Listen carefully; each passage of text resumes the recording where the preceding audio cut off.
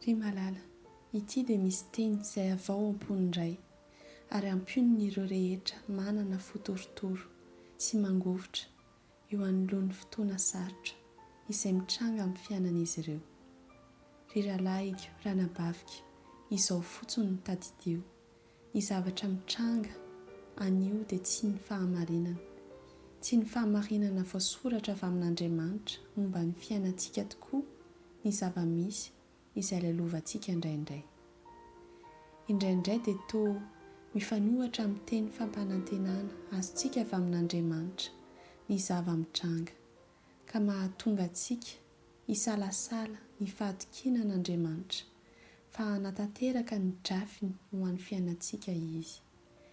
Izany ny antony mahatonga antsika mandritra ny fotoana fisalasalana tokony ahatadidy ny tenin'Andriamanitra izay mitoetra ho mandrakizay ary io no fahamarinana tokana sy mendrika ho tsarovatsika. I Paoly nilaza tamintsika hoe ary matoky indrindra aho fa izay nanomboka asa tsara tao anatinareo no hahatanteraka izany mandra-piavy ny andron'i Jesosy Kristy. Eny, ny zavatra iray azo antoka dia rehefa manomboka miasa amin'ny fiainan'ny olona iray Andriamanitra dia manatanteraka izany amin'ny fomba rehetra ary mamita tanteraka ny asany.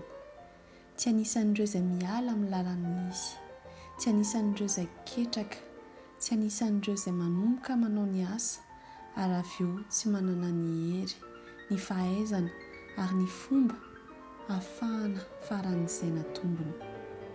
Tsia, Andriamanitra nihaja ny Andriamanitray. Andriamanitsika dia Andriamanitra manao fanekena ary manome voninahitra azy ireo hatramin'ny farany.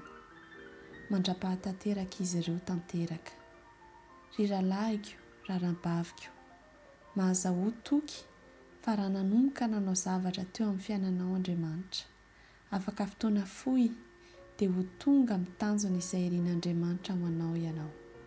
Ninninona fanoherana, ninninona ny hevitry ny olona manodidina anao, ninninona fahalemenao, kileman-kevitrao, tsy fahatomombananao, ninninona fahasahiranana mitranga eo anoloanao.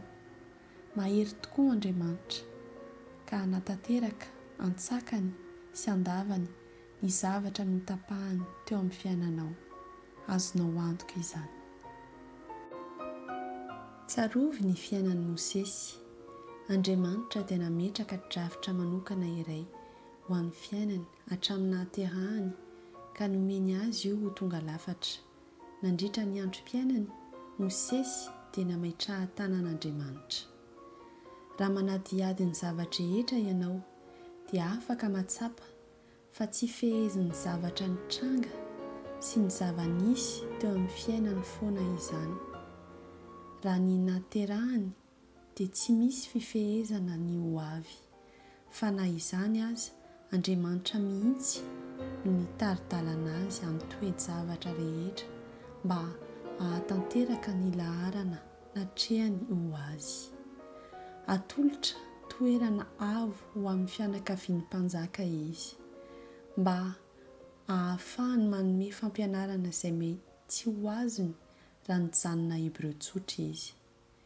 Eny tokoa manana drafitra lehibe ho azy Andriamanitra ary mila nanana toetra miavaka sy mahery tokoa izy mba ahafahany nanana fotoana bebe kokoa hitondrana ny vahoaka. Dia nitombo teo ambany fitarihan'Andriamanitra i Mosesy ary tsy nahafantatra akory fa mifehy tsara ny zava-mitranga rehetra eo amin'ny fiainana izy. Toy izany koa ho anao rahalahigo sy rahavaviko, matokia fa Andriamanitra dia mbola mifehy ny hetsika rehetra amin'ny fiainanao, na dia tsy fantatrao aza, na dia manohitra izany aza ny zavatra rehetra anio. Ninninona mitranga, Andriamanitra no manana ny teny farany. Manambara amin'ny fiainanao aho, sokafy ny masonao ary mihaino tsara, satria tsy ho ela dia ho hitanao ny herin'Andriamanitra ao. Na dia ho amin'ny lalanao aza ny sakana, fantaro fa izy no hanala izany eo amin'ny lalanao.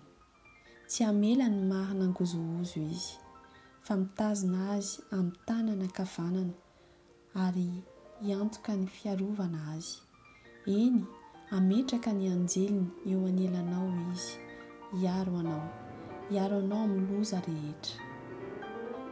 Iralahiko sy rahavaviko, matokia fa Andriamanitry ny fahasoavana rehetra dia miasa amin'ny fiainanao mba hahatonga anao ho olona matanjaka sy be herim-po, feno fahatokiana, feno ny fanahiny.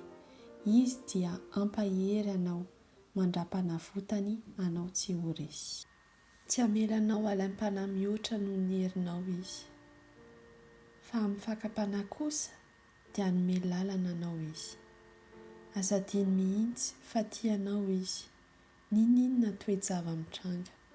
Azadiny mihitsy fa tianao foana izy ary ambina ny fanahinao tsy hitsahatra. Mandritra ny fotoana fanaintainana sy ny famoizam-po dia tsy mieritreritra ny anaranao izy.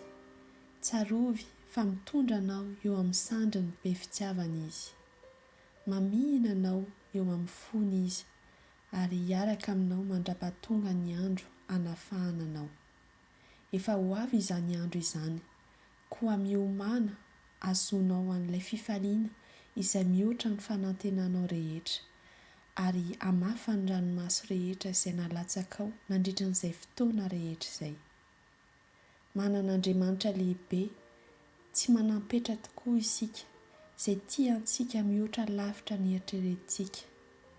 Efa nanefa ny vidiny izy, vidiny tsy manam-paharoa mba hahitana anao indray andro any eo amin'ny toerana akaikiny any an-danitra, izay toerana manan-kaja efa nanomanany ho anao.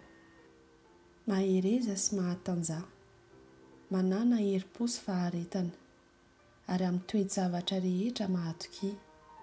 Aza vela hisaka ny sadrom-boninahitra ao, ny sadrom-boninahitra izay efa natolotr'Andriamanitra anao. Mirary andro mahafinaritra indrindra ho anao eo ambanin'ny fahasoavan'Andriamanitra ary ny fiadanana mihoatra ny fahalalana rehetra ho anjaranao indray anio. Hitahy anao amin'ny anaran'i Jesosy Kristy aho. Amen.